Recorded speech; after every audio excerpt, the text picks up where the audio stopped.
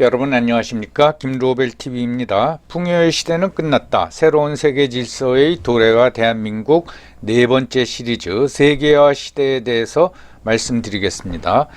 지난 영상에서 미국의 달러 금태한 중지로 금본위제를 바탕으로 한 브레튼 우즈 시스템이 종식되고 대신 페트로달러가 등장한 시대가 되었다. 그리고 미국이 달러를 마구 찍어대기 시작했다라고 말씀을 드렸습니다. 이 추세가 세계화 시대에 들어와서 더욱 심해집니다.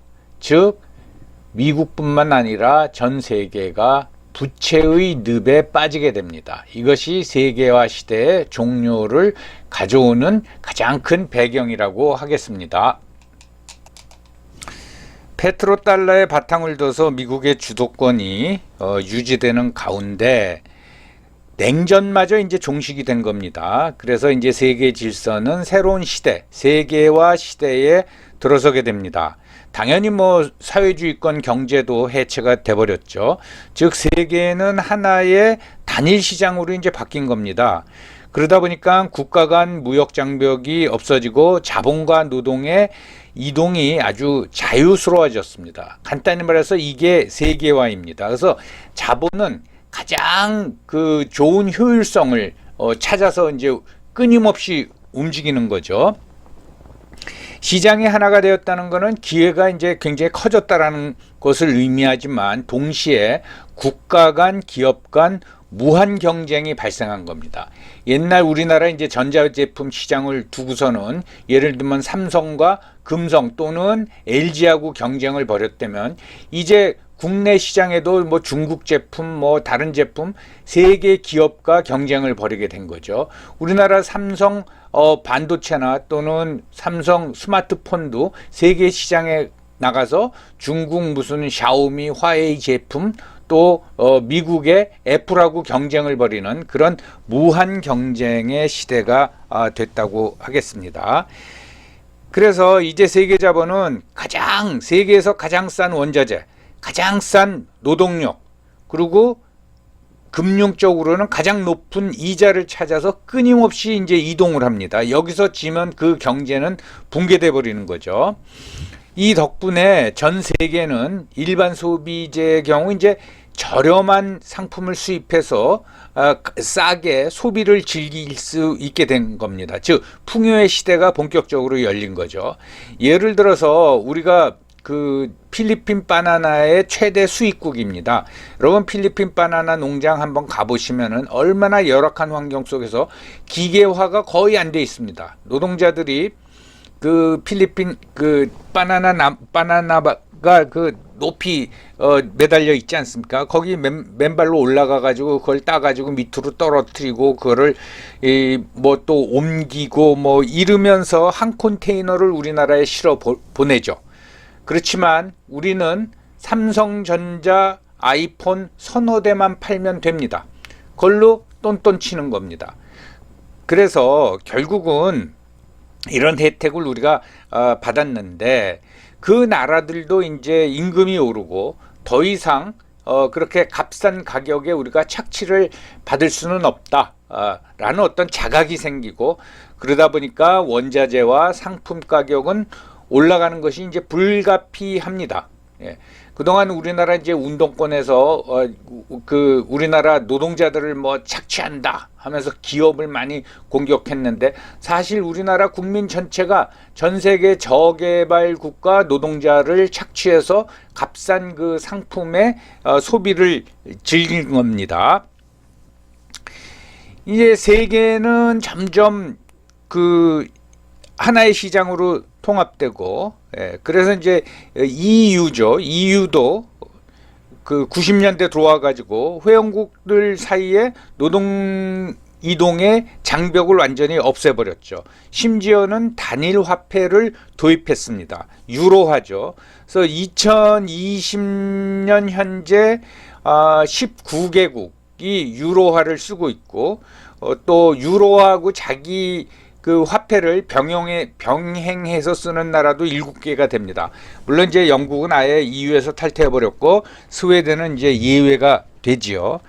이렇게 세계 단일 시장에 출현하고 함께 급속한 기술의 발전으로 정보화 시대 또는 IT 시대 또는 디지털 시대가 도래하죠. 이게 더 큰 어떻게 보면 문제를 만들었다고 할 수 있습니다. 그래서 이런 그 디지털 시대가 그 국민들을 통제하기가 더 쉬워진다. 그래서 새로운 디스토피아 시대가 온다. 그게 제가 쓴 윈스턴의 귀환의 이제 주제 아닙니까? 자, 디지털을 기반으로 하니까 어떤 일이 생기나 하면은 여러분들 디지털을 기반으로 한 대표적인 기업이 뭡니까? 구글, 아마존, 에어비앤비 앤드 우버죠. 여러분 세계에서 가장 큰 택시 회사가 우버 아닙니까? 근데 우버는 택시 한 대도 안 가지고 있어요. 단지 디지털 그 시스템에 기반을 한 사이트만 가지고 있는 거죠. 프로그램만 가지고 있는 거죠. 에어비앤비도 마찬가지고, 그리고 구글, 아마존, 구글이나 아마존이 지금은 뭐 전기차도 개발하겠다고 뭐 그런데요. 생산하는 게 뭐가 있습니까? 그냥 사이트 검색창 하나예요. 근데 엄청난 돈을 벌고 있죠. 그래서 결국은 기술이 발전할수록 빈부격차는 더 커지는 겁니다. 부의 집중이 일어나는 거죠. 시장이 커질수록 부의 집중이 일어나고 기술이 발달할수록 부의 집중이 일어나서 빈부격차가 더 커지는 거죠. 예. 뭐 동네 상권에도 독과점 뭐 상점은 있고, 예, 또는 세계 시장도 독과점 기업이 있죠. 예, 그래서 다시 구글 말씀을 드리면 최근까지 구글은 전 세계 검색 시장의 90%를 차지하고 있습니다. 이 부의 집중이 일어난 거라고 할 수 있죠. 아마존이 장사가 잘 돼가지고 올해에 10,000명의 직원을 더 뽑겠다 하면은 오프라인 소매상 일자리는 2만 개가 없어져 버리는 거예요. 예, 이런 시대가 이제 돼버렸습니다. 그래서 결국은 풍요가 사람들의 탐욕을 부추기는 거죠. 그래서 다시 말씀드린 대로 빈부격차가 국내적으로 또는 국제적으로 해서 중첩적으로 발생을 해서 이제 구조화가 되고, 그러다 보니까 국내에서도 갈등이 벌어지고 이것이 또 세계적인 갈등이 되는 갈등 중첩도 발생하는 겁니다. 이 과정서 제 표현으로는 탐욕의 심리 구조화, 이게 내가 탐욕이냐 아니냐는 모르고 계속 소비의 상위 지향을 추구하는 인성이 형성이 된다라는 거죠. 이런 풍요 심리하고 기술의 발달이 풍요를 넘어서 사람들의 이제 탐욕을 부추깁니다. 자, 이제 시장이 개방됐습니다. 그리고 기술의 발달로 우리나라도 전 세계 주식 시장을 거래할 수가 있죠. 그래서 무슨 서학개미라는 용어도 나오고 중학개미라는 용어도 나오는 겁니다. 그리고 이제 유동성이 커진 거죠. 예, 이제 돈이 많아진 거란 말입니다. 커지니까 금융산업이 팽창하면서 소위 말해서 글로벌 리스트들이 등장하기 시작했습니다. 이 글로벌 리스트들은 국가나 애국심 이념이 없습니다. 그냥 돈만 된다 그러면 이익의 극대화를 위해서는 뭐 누구와도 손잡고 무슨 일이라도 하는 거죠. 그리고 이제 컴퓨터와 모바일 확산이 되면서 일반 개인들도 손에 주식 앱을 하나씩 들고 다니는 겁니다. 그래서 아무 때나 주식 거래를 할 수가 있는 거죠. 예전엔 여러분들 주식을 거래하려면 어떻게 해야 됩니까? 증권사 나가야 되는 거죠. 예, 거기서 구두로 주문을 하거나 종이에 써가지고, 아니면 이제 전화로 주문하고 그랬는데 이젠 그럴 필요가 없습니다. 집에 앉아서, 심지어는 뭐 어디 이동하면서도 스마트폰에 장착된 앱을 통해 가지고 아무 때나 주식을 거래할 수가 있는 겁니다. 거기에 또 금융산업이 발전하다 보니까 우리 일반인들은 이해하지 못하는 파생 상품이 무수히 등장합니다. 예. 이제 이 결과로 결국은 서브프라임 모기지 사태, 리먼 브라더스 사태로 가 일어나서 이제 글로벌 금융 위기까지 갔는데, 그러한 사건이 다시 발생할 그 위험성은 점점 지금 더 높아지고 있는 상황입니다. 이 파생 상품을 자꾸 만들어내고 유동성이 그 커지다 보니까 이 레버리지를 마구 허용해 주는 거죠. 이 레버리지를 허용해 주니까 다시 유동성이 이제 커지고, 즉 너무나 돈이 많은 세상이 됐는데 이게 실물 경제에 바탕을 둔 게 아니라 무슨 뭐 파생 상품 또는 레버리지, 이걸로 돈이 넘쳐나는 세상이 된 거죠. 다시 말씀드리지만 이건 풍요를 넘어서 탐욕을 부추기는 시대가 되어가고 있는 겁니다. 그리고 전통적인 무슨 금융산업을 또는 금융상품을 넘어서 소위 말해서 암호화폐라는 게 나오지 않습니까? 이건 뭡니까? 이건 아무런 실물에 기반한 게 아니고 당연히 무슨 뭐 크립토 기술 가지고 거기에 바탕을 둬서 암호화폐가 나오는 거죠. 요전 시간에도 말씀드렸지만 그 어디도 연동이 돼 있지 않습니다. 믿을 사람은 그 거래소밖에 없어요. 그리고 그러다 보니까 이 변동성이 하루에도 막 20% 이렇게 나온단 말입니다. 여러분, 우리가 어느 상품을 구매하고 또는 판다 하는데 그 상품 가격이 거의 매일 하루에도 10% 20% 위로 아래로 왔다 갔다 한다면 그게 무슨 안정성이 있습니까? 그런데 왜 사람들이 열광을 하느냐? 결국은 이게 우리의 이제 탐욕 때문에 그런 거죠. 이 부분은 이제 중요하기 때문에 좀 더 강조해 드리겠습니다.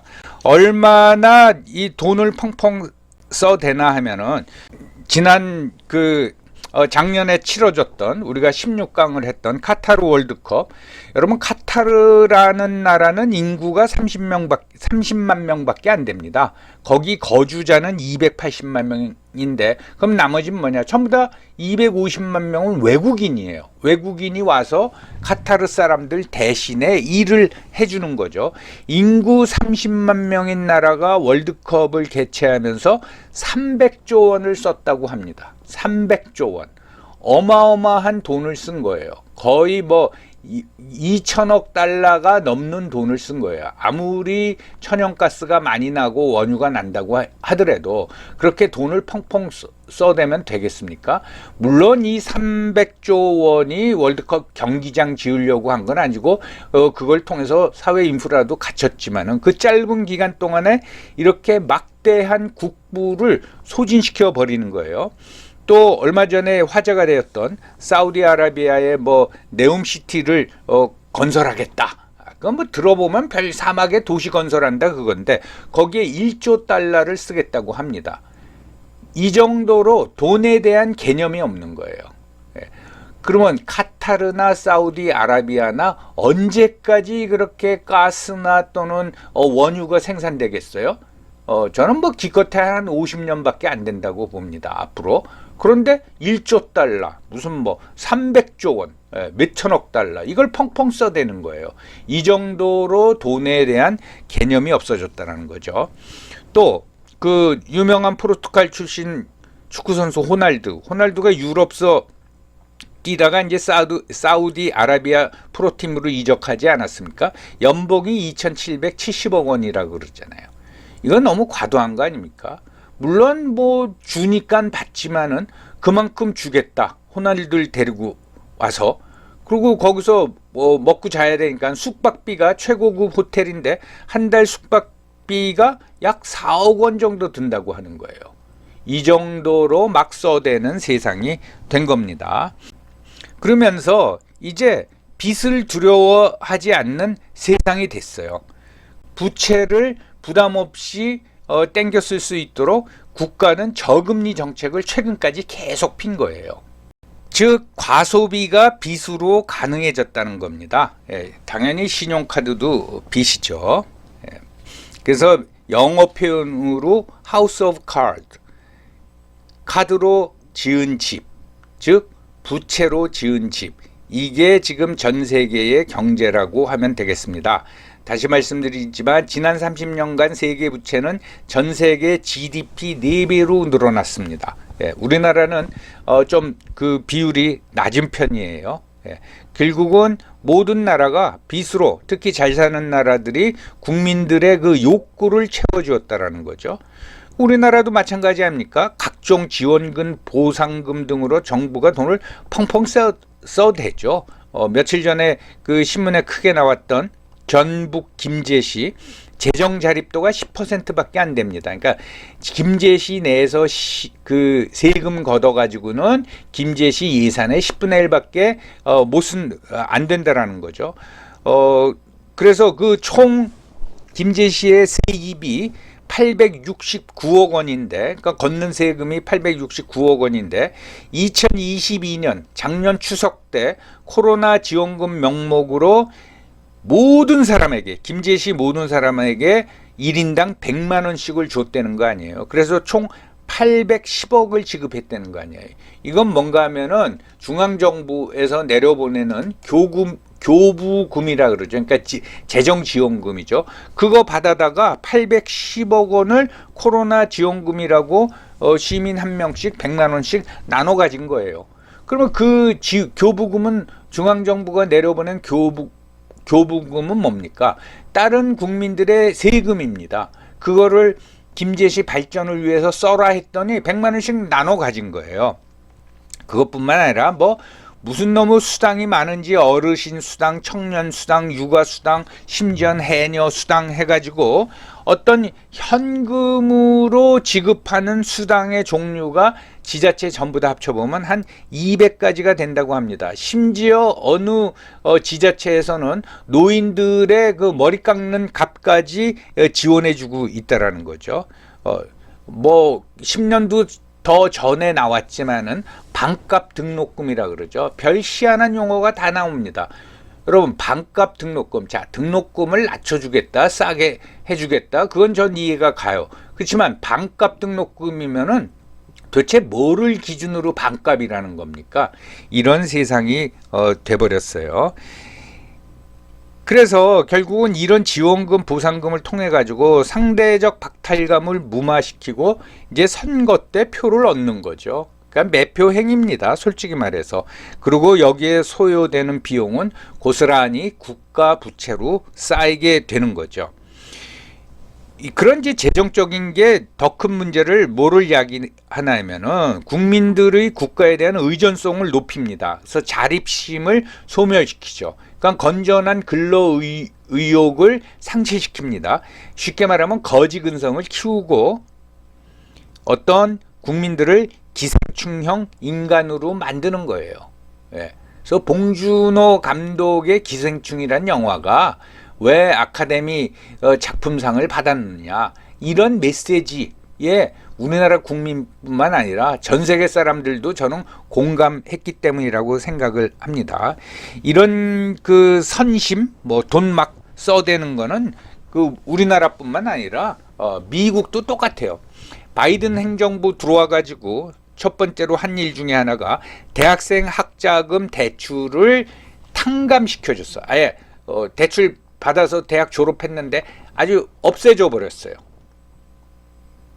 미국의 대학 진학률이라는 게 50%가 안 됩니다.